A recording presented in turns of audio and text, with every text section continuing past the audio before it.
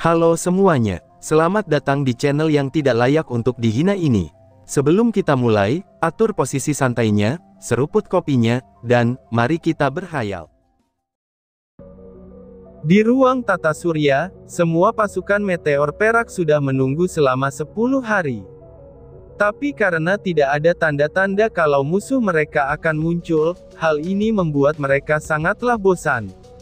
Di saat semuanya sedang bosan, singa perak yang masih menunggu dengan tenang, dia tiba-tiba saja menatap ke depannya dengan wajah gemetar. "Cepat lari dari sini secepatnya!" teriak singa perak sambil mundur menjauh dari tempat dia berdiri sebelumnya. "Apa yang dipikiran orang ini?" tanya meteor yang berbentuk manusia bertanduk banteng, yang masih berdiri di tempatnya dan tidak mendengarkan ucapan singa perak. Sedangkan wanita bersayap kelelawar sudah mundur dengan kapalnya, lalu diikuti dengan beberapa jenderal yang sedikit memiliki kepercayaan dengan singa perak. "Kalian kenapa sih?" ucap meteor berkepala banteng. Dan, wush, bang bang bang. Banyak pasukan yang tidak mengikuti singa perak mundur, mereka terkena serangan meriam dari kapal perang Bai. Serangan ini membuat mereka mati seketika itu, dan masih ada sebagian dari mereka yang selamat, tetapi terluka parah akibat serangan dari kapal Bai kecil. Jenderal manusia banteng itu berhasil kabur, tapi dia telah kehilangan satu lengannya. Lalu ada dua jenderal utama yang mati akibat serangan yang baru saja terjadi itu. "Sial, apa yang terjadi?" ucap jenderal banteng itu dengan ketakutan, sambil melihat tangannya yang telah hilang. "Jenderal, pemulihanku terhambat," ucap salah satu meteor yang lain. "Apa?" ucap manusia banteng itu dengan kaget, dan mencoba memulihkan tangannya. Tapi semua yang dia lakukan itu gagal, dan hingga pada akhirnya pulih dengan sangat lambat. "Ini, bersiap untuk bertarung!" teriak singa perak yang langsung mengatur pasukannya. Semua meteor perak mulai mengatur nafas dan kekuatan mereka, lalu bersiap-siap untuk melawan musuh mereka. Dari dalam portal tersebut, itu keluar sebuah kapal besar yang menjadi milik Bai kecil. Saat melihat kapal besar dengan meriam besar itu, wajah singa perak terlihat sangat jelek. Dia merasakan kalau meriam itu dibuat dari tubuh mereka sendiri, ini pantas saja kalau serangannya sangat berefek kepada mereka. Apalagi serangan itu dilancarkan untuk meteor perak, yang kekuatannya berada di bawah kekuatan serangan itu sendiri. "Sial, orang-orang ini selalu membuat hal-hal yang aneh," ucap singa perak dengan kesal. Ternyata memang benar, mereka sudah menunggu kita," ucap Bai kecil yang melihat, kalau sudah banyak meteor perak yang menunggu mereka. Mungkin jumlah mereka sekarang hampir sama, dengan jumlah pasukan yang dibawa oleh Lindong dan Bai kecil. "Lihat, tapi tidak seharusnya kamu menendang pantatku kan?" ucap naga kecil yang masih mengusap pantatnya. "Bukanlah itu karena kamu tidak percaya kepadaku. Apakah kalian semua sudah siap berperang?"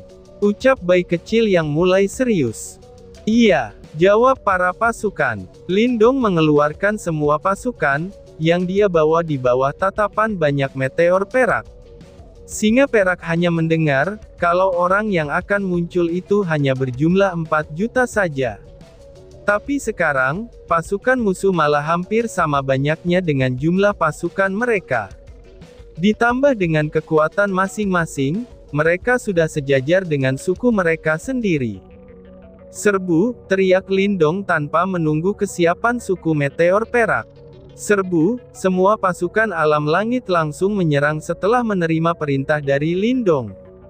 "Serang! Jangan biarkan ada yang hidup!" teriak singa perak. Pasukan meteor perak juga langsung menyerang, dan peperangan yang kejam pun terjadi di tata surya itu. Dalam beberapa waktu saja, sudah banyak dewa yang tumbang. Bahkan dari suku meteor perak sendiri, hal yang sama juga terjadi. "Kakak, mereka sepertinya cocok untukku," ucap naga kecil sambil menunjuk ke arah kelompok jenderal utama. "Oh, baiklah, pilih saja sesukamu," balas Bai kecil. Wanita itu untuk kami, ucap Mu Xuanyin sambil menatap beberapa jenderal wanita meteor perak. Silahkan, ucap Bing Zhao yang memberikan izin. Semua wanita itu pun terbang maju, dan langsung menghadapi musuh yang mereka pilih sendiri. Wush wush wush. Apakah kamu sedang sakit? Tanya bayi kecil kepada Bing Zhao dan yang lainnya. Hufha, aku sakit sedikit, tapi sepertinya kakak pertama dan ketiga lebih parah, ucap Long Aotian sambil melihat Bing Zhao dan Sukun. Saudara-saudaraku, aku maju duluan, ucap Bing Zhao. Dia langsung terbang ke medan perang, dan tanpa menunggu yang lain menanyainya. Tunggu aku kakak, ucap Sukun yang ikut terbang mengikuti Bing Zhao. Kalian maju saja duluan, aku sedang menunggu sesuatu, ucap Lindong kepada para berandalan dan dewa kuno. Baiklah, Bai Wutian dan dua dewa lainnya mengangguk, dan langsung menuju ke medan perang.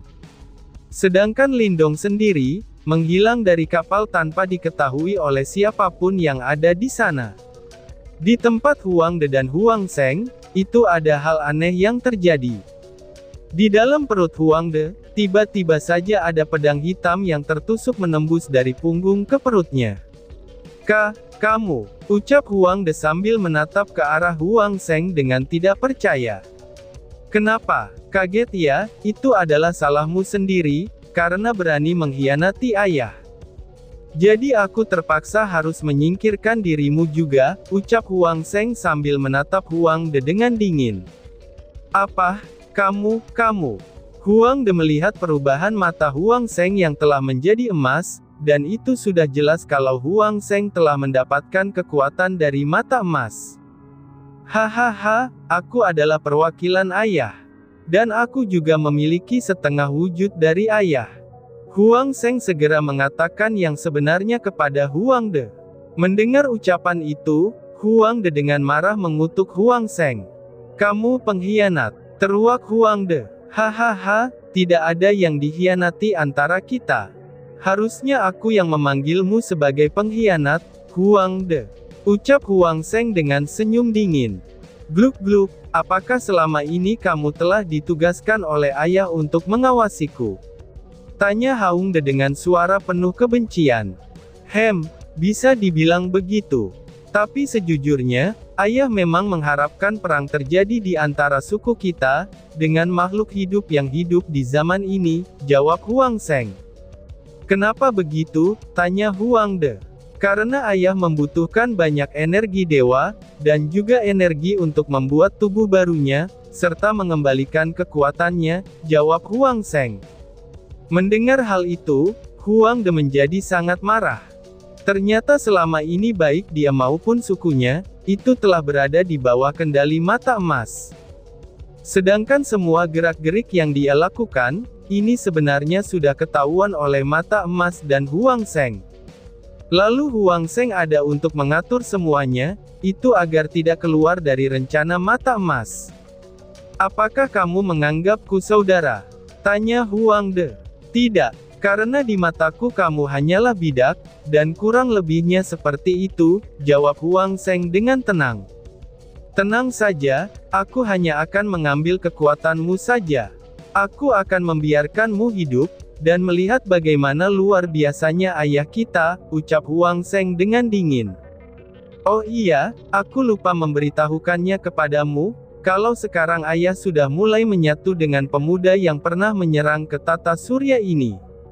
Saat Tuan telah berhasil melakukannya, maka saat itulah kehancuran dimulai, hahaha, ucap Huang Sheng yang terlihat bahagia, saat dia menceritakan semua tentang mata emas.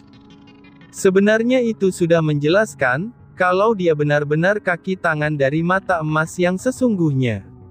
Oh, jadi maksudmu, anakku telah menjadi wadah untuk mata emas itu? Ucap seseorang. Suara yang dingin tiba-tiba saja terdengar, di tengah-tengah percakapan antara Huang Sheng dan Huang De yang masih terpuruk dan putus asa. Mendengus, oh dewa elemen ya. Ucap Huang Sheng sambil menatap Lindong yang muncul. Lindong menatap Huang Zheng yang terus menyerap energi dari tubuh Huang De, dan penurunan ranahnya terlihat jelas oleh Lindong. Selesai, ucap Huang Zheng sambil menarik pedangnya, dan ini membuat Huang De terbaring lemah di atas bongkahan batu meteor kecil tempat mereka berada. Mata emas Huang Zheng tampak semakin terang, dan kekuatannya semakin meningkat. Lalu perlahan-lahan, auranya itu bahkan membuat Lindong menjadi kaget. Dewa Kaisar, tidak, itu hampir, ucap Lindong dengan wajah muram. Hahaha, sekarang saatnya giliranmu, Dewa Kuno, ucap Huang Zheng sambil mengacungkan pedangnya ke arah Lindong. Coba saja kalau kamu bisa, jawab Lindong dengan santai. Dan, boom, pertarungan jarak dekat antara Lindong dan Huang Zheng pun dimulai. Bahkan pertarungan itu jauh lebih kuat, jika dibandingkan dengan pertarungan lain yang ada di sana. Huang Zheng bahkan lebih bergairah saat melawan Lindong, daripada melawan Huang De. Sik sing sing, hahaha, Lindong, kamu akan jadi energiku juga, ucap Huang Zheng sambil mengayunkan pedangnya terus-menerus. Sama halnya dengan Lindong, dia juga terus melawan dengan tombaknya. Bang bang bang bang, aku harus memberitahu mereka dengan segera, dan aku tidak akan membiarkan semua sukuku hancur karenamu. Meskipun aku harus mati sekalipun, dan membiarkan sukuku tunduk kepada Kaisar Langit, ucap Huang De yang mencoba berdiri dengan sisa kekuatan yang dia miliki.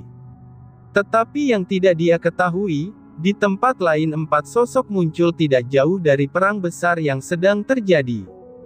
4 sosok itu berbentuk manusia yang sempurna, dan tidak ada tanda-tanda kalau mereka adalah sosok dari suku meteor perak itu sendiri. Mari kita mulai, ucap salah satu sosok dengan mata kiri berwarna emas. Lia, aku akan mencoba kekuatanku yang baru ini, ucap sosok wanita dengan mata kanan berwarna emas. Keimepnya segera menghilang dari tempat mereka berada, dan kemudian muncul tepat di belakang pasukan Lin Diao, pasukan Lin Xiao, serta pasukan Mu Suanyin.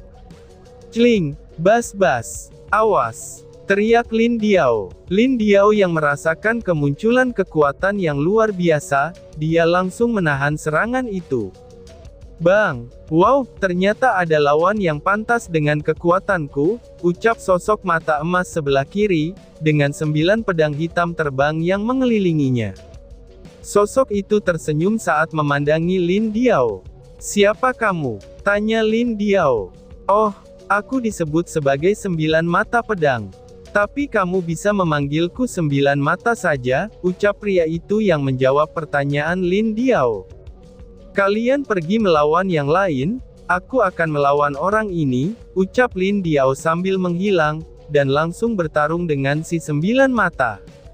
Bang, hahaha, lawan yang kuat, dan cocok untuk menjadi pesaingku dalam hal fisik. Ayo lawan aku, ucap pria bermata emas dengan tubuh yang besar dan berotot. Mendengus, Lin Xiao menatap pria di depannya dengan tatapan yang tajam. Garis aneh muncul di sekitar mata Lin Xiao, dan sesudah itu rambut Lin Xiao berubah menjadi putih. Mengaung, aku akan melawanmu, ucap Lin Xiao sambil meraung, dan kemudian menyerang pria berotot itu. Wush, hahaha, aku adalah sang mata kekuatan. Beri aku pertunjukan yang bagus, ucap si mata kekuatan. Bang bang, kedua sosok itu bertarung di langit, itu dengan menggunakan fisik mereka masing-masing. Dewa takdir dan dewa kematian yang melihat pertarungan itu, keduanya juga merasakan kalau kekuatan pertarungan itu cukup mengerikan. Hal itu pun hanya bisa membuat mereka menghela nafas. Memang benar apa yang dikatakan pepatah lama, kalau di atas langit masih ada langit. Ternyata itu memang benar adanya. Hehehe, wanita yang cantik. Bagaimana jika kamu melawanku? Aku adalah sang mata iblis perayu, atau kamu bisa memanggilku Sucubus, ucap sosok wanita cantik yang ada di depan Mu Suanyin. Kalian pergilah bantu yang lain, wanita ini serahkan saja padaku, ucap Mu Suanyin. Baiklah Kak, hati-hati, ucap Ling Suer sambil menarik Lan Jingyi dan Seng Chuer pergi. Karena kamu ingin menjadi musuh suamiku, maka aku akan jadi lawanmu. Elemen es, kekuatan bulan, Phoenix es, menyatu. Teriak Mu Xuanyin. Perlahan-lahan Phoenix es berubah menjadi armor es, dan melekat di seluruh tubuh Mu Xuanyin. Armor es ini membuat dia menjadi sangat menawan. Lalu simbol bulan dan juga Phoenix muncul di keniknya, dan rambutnya juga berubah biru seperti es. Pedang es yang pernah diberikan oleh Lin Tian, itu juga telah muncul dan berada di tangan Mu Xuanyin. Hehehe, wanita yang menarik, ucap si Sucubus. Teratai es. Mu Xuanyin langsung menyerang Sucubus. Dan, boom, naga kecil, awas! Teriak bayi kecil yang lagi sibuk bertarung dengan beberapa jenderal. Dia melihat sosok aneh yang muncul di samping naga kecil, lalu sosok itu memukul perut naga kecil dengan keras. Bang! Ah! Naga kecil terhantam dengan keras, tapi sosok itu hanya tersenyum dan menghilang setelahnya. Sosok itu muncul lagi tepat di depan naga kecil, dan bersiap untuk menusukkan tombak besarnya ke dada naga kecil. Sial! Terlambat, ucap naga kecil saat melihat sosok itu akan menusuknya. Matilah, ucap sosok itu. Tidak akan ku biarkan kamu menyentuh saudaraku. Teriak suara yang membuat hati naga kecil bergetar. Bang! Medengus, sosok itu terhemlas jauh dari naga kecil, dan ada seseorang yang segera membantu naga kecil untuk menyeimbangkan tubuhnya. Saat melihat sosok yang muncul untuk membantunya, naga kecil kemudian tersenyum. Akhirnya kamu datang juga. Apakah kamu sadar atas kesalahanmu? Tanya naga kecil secara langsung. Lia, maaf kakak kedua, ucap leluhur roh sambil menundukkan kepalanya. Bagus-bagus, selama kamu sadar dan mau kembali, aku dan saudara yang lain sudah sangat senang, ucap naga kecil sambil meneteskan air matanya, itu di saat dia melihat leluhur roh. Leluhur roh adalah satu-satunya saudara yang hidup dengannya dari kecil. Kemudian saat mereka dewasa, mereka sibuk mencari kekuatan masing-masing. Terlebih lagi dengan leluhur roh, dia sangat jarang menemuinya. Kakak, maafkan aku, ucap leluhur roh. Tidak apa-apa, selama kamu kembali menjadi adik kecil kami, maka semua saudaramu pasti akan memaafkanmu. Ucap naga kecil sambil menyentuh kalung di lehernya. Mata leluhur roh memerah, saat dia menatap kalung di leher naga kecil. Di kalung itu ada 4 anak muda, dan 1 anak kecil yang sedang tersenyum bersama-sama. Kakak semua, ucap leluhur roh secara tiba-tiba tanpa sadar, saat dia melihat 3 sosok yang dia kenal di belakang naga kecil. Ayo, kita tunjukkan kekuatan ikatan kita kepada dunia. Meskipun saudara lain tidak ada, tapi kita masih memiliki ikatan di sini, ucap naga kecil sambil menunjuk hatinya. Lia, kakak, aku juga sudah membawa bantuan, keluarlah, ucap leluhur roh. Setelah itu banyak roh Yeseng bermunculan di sekitar naga kecil, dan ini membuat senyum naga kecil menjadi lebar. Hahaha, ayo saudara kecilku, ucap naga kecil dengan bahagia. Iya, aku akan menyatu dengan kakak, ucap leluhur roh sambil memberi sedikit perintah, dan seluruh roh langsung pergi membantu pasukan dari alam langit. Kemudian leluhur roh menyatu dengan naga kecil dalam wujud manusianya itu. Armor biru dan salah satu mata biru naga kecil tiba-tiba berubah menjadi abu-abu, dan sepasang sayap naga muncul di punggungnya. Wujud Raja Naga Roh, ucap naga kecil dengan penampilan armor biru, serta 2 warna bola matanya yang berbeda. Hahaha, menarik. Ayo lawan aku adalah sang mata tombak. Ucap sosok yang menggunakan tombak. Sesuai keinginanmu, balas naga kecil. Dan, boom, dan tiba-tiba saja bersambung. Sekian dan terima kasih banyak. Bye-bye.